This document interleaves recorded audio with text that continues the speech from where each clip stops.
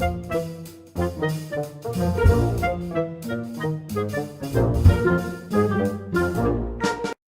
to the Brass and Woodwind Shop. A customer brought in a trombone with some tuning slide problems, and he told me that he also had problems with the valve.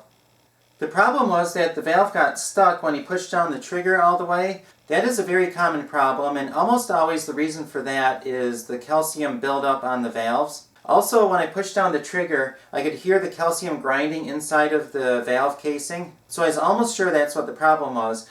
The valve worked well right until you get up to the end of where you push it down, and then that's where it got stuck. And that problem is very common, and I'll show you why.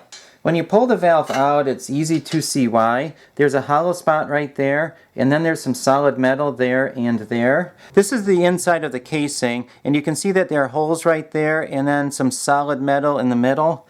Well, when the valve is rotating and it's going into place, that's when the solid metal of the rotor meets up with the solid metal of the casing. There's enough calcium buildup on the rotor and also inside of the casing. When those two meet, then they can get stuck. I thought that was going to be the problem on this one too, so I cleaned up the rotor, I put it in the chemicals, and then I put everything back together.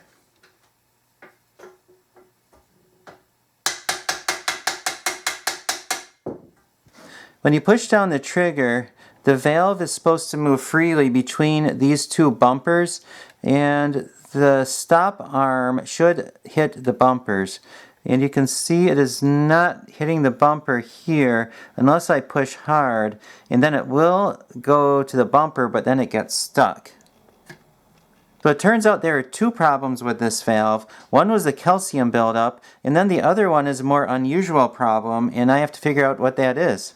Whenever anything gets stuck, there has to be a reason for it. Whether you're working on a trombone valve or if you're working on a woodwind instrument and there's a key that won't work, there has to be a reason for anything to get stuck.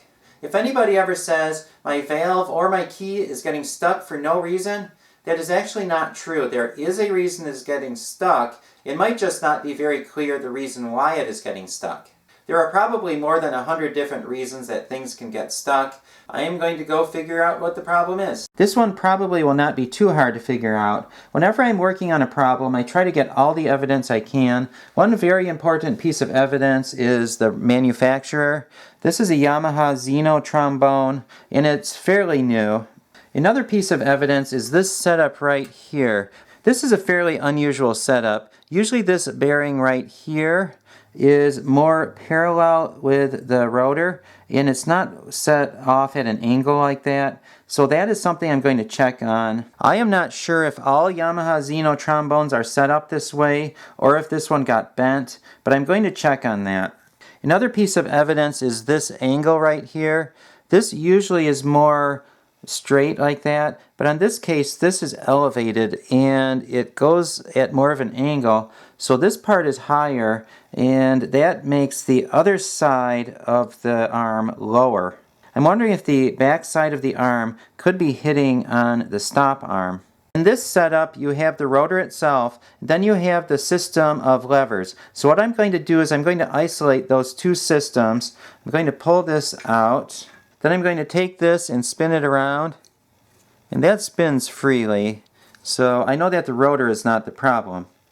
Now I know that the problem is going to be somewhere in the lever mechanism or possibly how these two relate to each other. I'm going to go from here all the way to here, and I'm going to inspect as I go and check all the moving parts and see if there's anything that's out of place or that might be wrong along the way. I already mentioned that this part seemed a little too close to the rotor arm, so what I'm going to do is I'm going to loosen that up a little bit, and what that's going to do is it's going to take the ball along with this arm away from that, and we'll see if it still sticks. Okay, look at that, it works now. So the problem has something to do with this being too close to that. My guess is that this was running into that. So that solves that problem, but now of course this is loose and I cannot leave it that way. Another thing that I noticed is this looks like it's screwed in all the way. Usually you can see some of the threading right here. On this one you can't. I'm wondering if someone may have screwed this in all the way. That would have made this arm too short, and that can cause problems of its own. So I'm going to check on that too, because this may actually be the problem and not that. This is what's getting stuck, but it may be caused by something else. I'm going to keep working my way this way. I'm going to check these two joints right here. I'm going to do that by pulling that apart. Okay, they seem to work well. There does not seem to be a problem. They're not too loose and they're not too tight. So those two are probably okay. So I'm going to work my way down farther to this. And you'd think that this would not be a problem at all, but I'm wondering if it may be a problem. It looks like this part of the lever is running into the bridge, and this thing is called a bridge right here. So if I push it like that, it runs into the bridge and it stops it. That normally would not be a problem, but if this arm is too short, it may cause this to go too far and run into the bridge. And that would not be why it was sticking right here, but it could be a third problem in the mix that could be created by this arm being too short. What I'm going to do next is unscrew this a little bit. I'll turn that around a few times.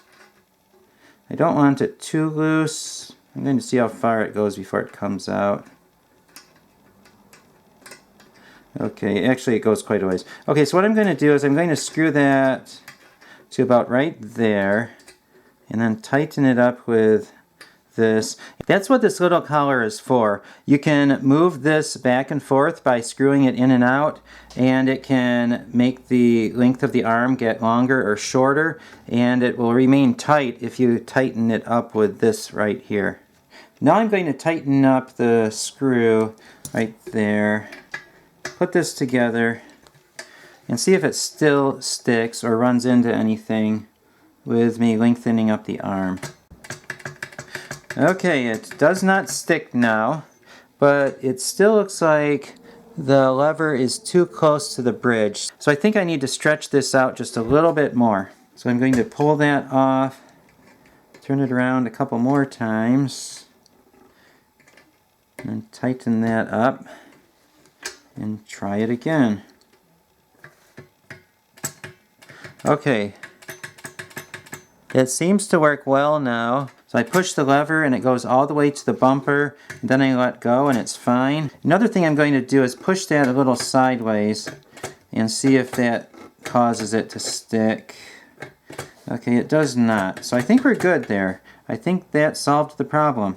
Something interesting just happened. I put this screw in there to finish up the job, and now when I push down on it, you can't really see it, but I can feel it. There is still a little grab right there. If you let go, it does release, but there is a slight grab there. And the reason for that is that this part of the arm is running into the stop arm when you push it all the way in. I think what I'm going to need to do is take this curved part right here and straighten that out a little bit so it bends down.